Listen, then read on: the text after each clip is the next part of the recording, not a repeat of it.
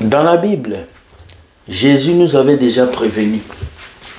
Il nous avait dit ça dans Matthieu 24, qu'il y aura des faux prophètes, des faux pasteurs qui viendront pour nous séduire, nous dire de belles paroles. Il a dit même certains feront des miracles. Mais il a dit faites attention. Beaucoup vont usurper son nom, venir dire qu'ils sont Jésus. Et beaucoup vont le croire. Ce monde est rempli de plusieurs Jésus qui mentent qu'ils sont les Christ, alors qu'ils meurent, ils ne sont jamais ressuscités.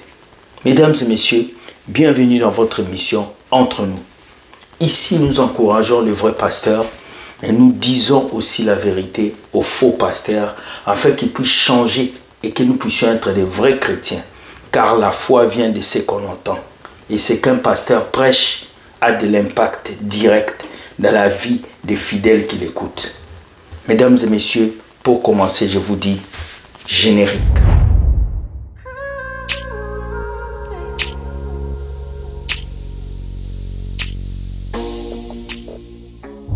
Hello.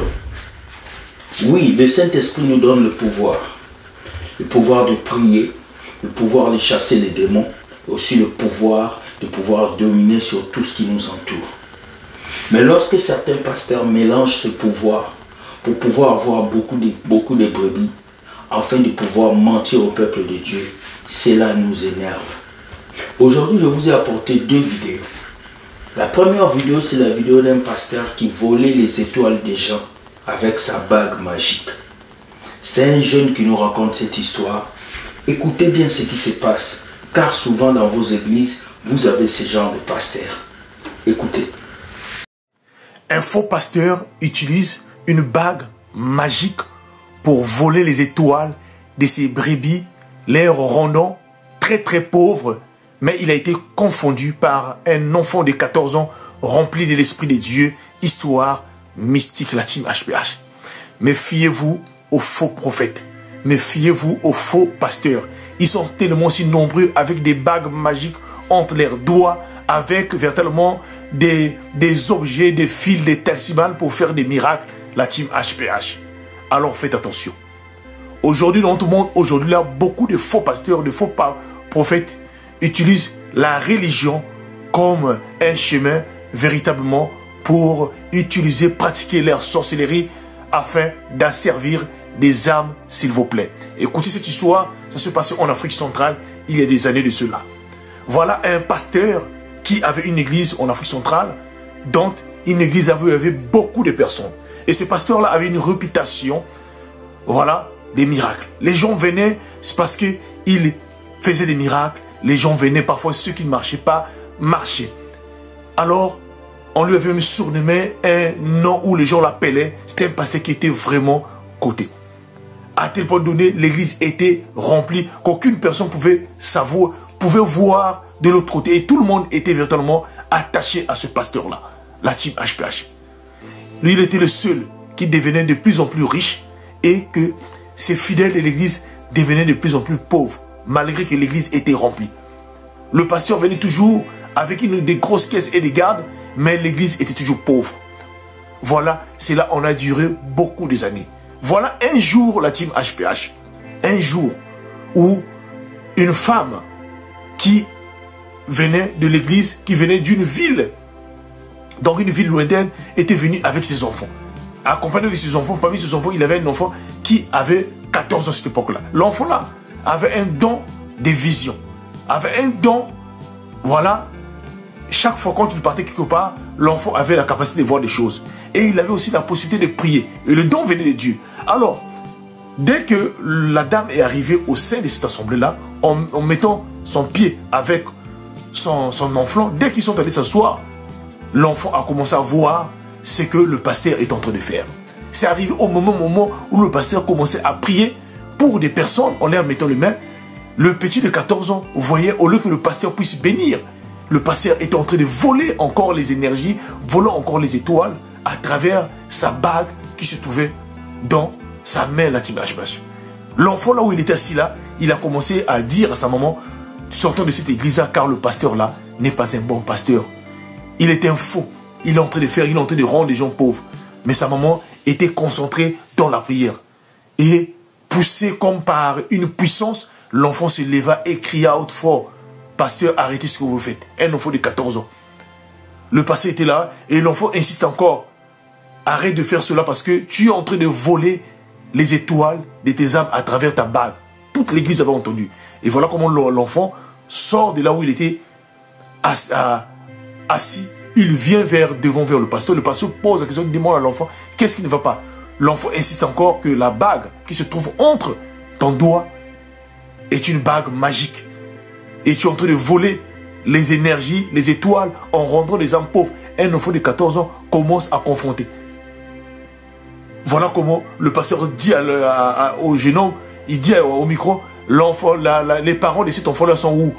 La maman de l'enfant se lève pour venir prendre l'enfant, mais l'enfant refuse. Il dit au pasteur, si tu n'enlèves pas la bague aujourd'hui là, tu verras ce qui va t'arriver avant que le culte là puisse finir. Et là, dans l'église, les âmes commençaient à murmurer. Les gens parlaient. Les gens commençaient à parler. C'est comme si les écailles tombaient. Dans l'église, les gens ont commencé à parler. Et tout à coup, c'est comme un vent qui est venu dans l'église où chacun a commencé à parler en langue. Beaucoup de gens ont commencé à parler en langue. Voilà comment le pasteur qui était debout avec le micro, le pasteur qui est tombé à genoux. Les petits finissent pour dire au pasteur, tu vois ce qui se passe, je te dis d'enlever cette bague-là. En ce moment-là, quand le pasteur a voulu retirer la bague, mais la bague ne s'enlevait plus. Le pasteur s'est levé en plein culte, le culte n'était pas fini. Il est allé rentrer dans son bureau et il n'est plus ressorti. Voilà, jusqu'à ce que les membres du collège décident donc de finir le culte. Le soir, le pasteur rentre chez lui à la maison, la team HPH. Toute la soirée, le pasteur n'a pas dormi la soirée. Le pasteur n'a pas dormi la soirée. Arrivé chez lui à la maison, le pasteur dit, sa femme qui était à l'église, sa femme ici, était au courant de la situation. Quand la femme arrive à la maison, il pose la question au pasteur, le pasteur ne répond pas. Vers 19 h, le pasteur regarde le miroir, il ne pouvait plus voir son visage, il voyait que le corps. Ces derniers-là, par peur, est allé rentrer dans la chambre en voulant lever la bague, mais la bague ne se levait plus. Et voilà comment ce pasteur, le soir, quand il est allé monter au lit, le lendemain matin, il est allé monter aussi. Sa femme avait refusé d'aller dormir dans la chambre suite à ce problème. Il était resté au salon. Mais quand le matin arrive, quand sa femme va rentrer dans la chambre, ce dernier était décédé, la team HPH. C'est pour vous dire quoi? Il faut faire attention. Ne passez pas sur la religion pour vouloir véritablement dire aux gens ou soit mentir aux gens sur véritablement les miracles. Certains faux pasteurs ou faux prophètes utilisent la religion comme un moyen pour pratiquer leur sorcellerie, pour asservir des âmes, s'il vous plaît. Donc faites attention à la team HPH. Vous voyez votre pasteur entre ses doigts, il a plusieurs bagues et des grosses bagues, avec des câbles rouges, certaines d'autres, avec des écharpes au cou. Sachez que tous ces mondes-là sont dans des mauvaises voies, la team HPH. Mais fiez-vous à ces hommes, pasteurs, de faux pasteurs, trop cupides. S'il vous plaît. Priez sans cesse et surtout n'oubliez pas, Dieu ne ment jamais, il reste unique. Partagez-moi cette histoire, s'il vous plaît. C'était votre frère H. L'homme à plusieurs histoires. Merci beaucoup. Voilà, vous avez entendu ce que ce jeune homme a dit. Un enfant de 15 ans qui neutralise un pasteur qui volait les étoiles des gens avec une bague qu'il a eu sûrement chez un féticheur ou chez un sorcier. Alors faites très attention à qui vous donnez vos têtes à l'église. Faites très attention à qui vous laissez prier pour vos enfants. Parce que près de 95% de ces pasteurs, surtout africains, sont des francs-maçons, des personnes qui sont dans les loges. Voilà pourquoi ils ne peuvent plus prêcher la repentance. Ils ne peuvent plus prêcher le royaume des cieux parce qu'ils sont déjà des candidats pour la faire. Voici un pasteur qui passait son temps à voler les étoiles des gens. Lui, il était de plus en plus riche et ce peuple était de plus en plus pauvre. N'est-ce pas ce qui se passe aujourd'hui? Les pasteurs ont de belles voitures, des villas, leurs femmes vivent des vies heureuses et vous continuez de marcher à pied, vous continuez de souffrir. Ces mêmes démons qu'on te chasse depuis des années, il ne part pas. Si il part, le pasteur fait juste le transfert des esprits. S'il te chasse l'impudicité aujourd'hui, il met les démons de maladie. S'il te chasse la maladie, il met quelque chose d'autre. Vous êtes juste des récipients que ces hommes de Dieu utilisent pour mettre des esprits et pour les enlever. Mais nous allons dire que cette émission est là pour dénoncer ces choses. Deuxième vidéo. Voici l'exemple d'un bon pasteur qui spécifie et qui explique comment est-ce que les pasteurs volent l'argent du peuple de Dieu et que ce n'est pas normal. Ensuite, il donne une solution que les pasteurs doivent faire pour que le peuple de Dieu puisse être honoré et touché. Regardons cette vidéo et nous revenons. Regardez. S'il vous plaît. Oui. Comment ça se fait que les pasteurs s'enrichissent dans les églises, sur le dos des fidèles? Parce qu'aujourd'hui, il y a une véritable manipulation de la part des pasteurs qui ont compris un moyen de gagner de l'argent très facilement. Est-ce que c'est biblique ça, pasteur? Non, ce n'est pas biblique, c'est de la manipulation. Mais comment ils arrivent à utiliser? Ça veut dire quoi? Ils tordent la parole de Dieu pour gagner de l'argent? Absolument, ils arrivent à tordre, à influencer, à dire aux gens que voilà, si vous me donnez, vous allez gagner, voilà, Dieu va vous bénir, comme si eux, ils étaient une clé pour le royaume de Dieu, alors que ce n'est pas vrai. Au contraire, c'est eux qui s'enrichissent et le reste du peuple s'appauvrit. Si vous regardez bien, les pasteurs s'enrichissent, ils ont leur véhicule de luxe, ils ont leur jet privé, ils sont en première classe, mais vous, vous vous appauvrissez. D'accord. Et vous, en tant que pasteur, vous faites pas ça, vous? Non, je n'utilise pas ça. Je veux être un des modèles de pasteur qui va arriver dans des églises, dans des endroits et qui dira on ne prend pas d'offrande aujourd'hui parce que c'est moi qui donnera l'offrande. Et nous allons créer ça et ça va se passer et ça va arriver. Ah bon, pasteur? Absolument. Vous achèterez pas un jet privé alors? Non. Nous allons bénir les églises du Seigneur, les hommes et les femmes de Dieu et ceux qui travaillent dans l'église, qui ont besoin d'une aide pour monter leur propre entreprise. Et ça va se faire très très bientôt. S'il vous plaît. Oui. Comment ça se fait que... Aïe, aïe, aïe, aïe. Dites-moi que vous aimez ces pasteurs. Dites-moi que vous aimez ces pasteurs. Dites-moi que c'est un pasteur fantastique. Voici des pasteurs que nous devons encourager. Voici des pasteurs que nous devons donner des acclamations. Voici des pasteurs que moi, Will Gospel, le policier d'évangile, lorsque j'entre dans son église, je peux prendre mon porte-monnaie et bénir le ministère qu'il a. Qu'est-ce qu'il a dit? Il dit oui, les pasteurs utilisent la parole de Dieu pour escroquer le peuple de Dieu. C'est un pasteur qui le dit. Pour voler votre argent à travers la parole de Dieu. La même Bible qui vous enseigne la vérité, c'est la même Bible qu'on prend pour vous prêcher le mensonge et vous duper. Et ce pasteur a dit la vérité. Et quand on lui a posé la question, toi aussi tu vas acheter des jets, il a dit non. Je ferai en sorte qu'au lieu que les gens mettent des offrandes, c'est moi je donnerai mon offrande au peuple de Dieu. C'est la même chose que moi je dis toujours. Si Dieu dit que je suis pasteur aujourd'hui, je suis prophète, je ne demanderai pas d'offrande à l'église. Je ne demanderai pas aux gens d'acheter un sac pour ma femme. Au contraire, j'achèterai des sacs pour les dames qui sont à l'église. Je payerai l'école pour les enfants qui sont à l'église. Je ne veux pas rester dans une grande villa et les fidèles de mon église vivent dans des bicoques. Je ne veux pas rouler une voiture de l'année et les fidèles de mon église viennent à pied. Et c'est ce qu'on voit aujourd'hui.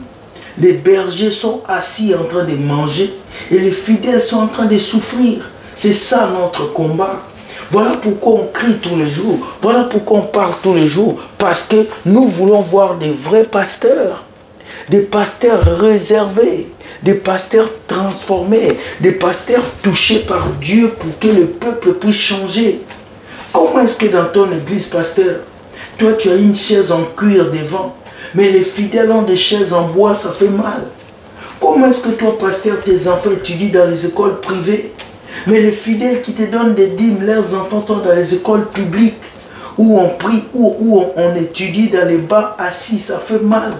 Vous voyez, l'enfant rentre à la maison, il a toujours des zéros, il ne réussit pas. Ce n'est pas que l'enfant est bête, c'est que l'environnement de l'enfant ne le permet pas de retenir les leçons.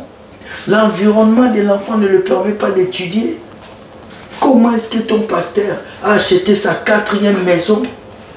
Mais toi, jusqu'à présent, tu es toujours locataire, tu es en train de prier que Dieu te donne l'argent. Mais si tu donnes tout cet argent au pasteur, comment tu vas économiser? Si tu donnes tout cet argent que Dieu te donne à l'église, comment tu vas avancer? Le chrétien est le seul peuple qui peut prendre son argent, vendre ses entreprises, venir mettre à l'église, aller prier Dieu et dire à Dieu de le bénir, alors qu'il était déjà béni. Ouvrez vos yeux. Dieu n'a pas besoin de votre argent. L'église n'a pas besoin de votre argent. Tout ce que vous devez faire, c'est travailler, investir, donner le peu que vous avez aux hommes de Dieu, mais ne donnez pas le tout que vous avez. Soyez bénis, que Dieu vous garde. Dites-moi ce que vous pensez de ces 2 vidéos. Likez et partagez, afin que quelqu'un puisse comprendre. Merci pour votre soutien et je vous dis, Dieu gagne toujours. Bye bye et ciao.